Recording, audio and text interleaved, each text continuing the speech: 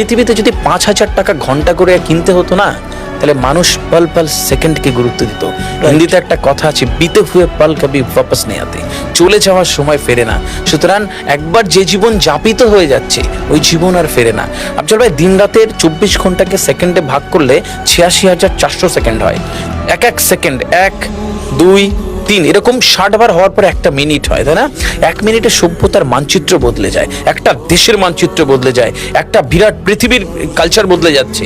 আর আমি আর আপনি আর কেউ চা খাচ্ছি 1 ঘন্টা 2 ঘন্টা, তাস খেলছি, ওই শপিং মলে গিয়ে আড্ডা মারছি, ওই কোনো বারে গিয়ে হ্যাঁ মানে সময় কাটিয়ে দিচ্ছি এবং বলছি সময় নেই, সময় নেই। যারা এই জায়গায় আছে যে সময় নেই, তাস খেলছে, সময় নেই, চা খাচ্ছে 2 ঘন্টা ধরে, সময় নেই, কোনো একটা শপিং মলে গিয়ে শপিং করছে, একটা আড্ডা মারছে, বন্ধুদের নিয়ে চূড়ান্ত আড্ডা মারছে, আর কিছু একটা কাজ বল চলছে, সময় নেই। ভুল পথে রয়েছে, ভুল পথে আসে। এই পৃথিবীতে মানুষ হঠাৎ করে আসেনি। এই পৃথিবীটা আল্লাহ সুবহানাহু ওয়া তাআলা একটা ফাইন টিউন। বুঝতে হবে এই ধূম্রকুঞ্জটা থেকে পৃথিবী তৈরি হলো, সব যে যার জায়গায় প্ল্যানেট, আমাদের গ্রহ, আকাশ, নক্ষত্র সেট হয়ে গেছে। যদি সূর্যটা কোনোভাবে একটুখানি নেমে আসতো, মানব জাতি কয়েক সেকেন্ডের মধ্যে ধ্বংস হয়ে যেত। রক্তনালী যদি একটুখানি ব্যাসার্ধটা একটুখানি ছোট করে দেওয়া হতো, তাহলে মানব জাতি কয়েক সেকেন্ডে শেষ হয়ে যেত। এই ফাইন টিউনকে বুঝতে হবে।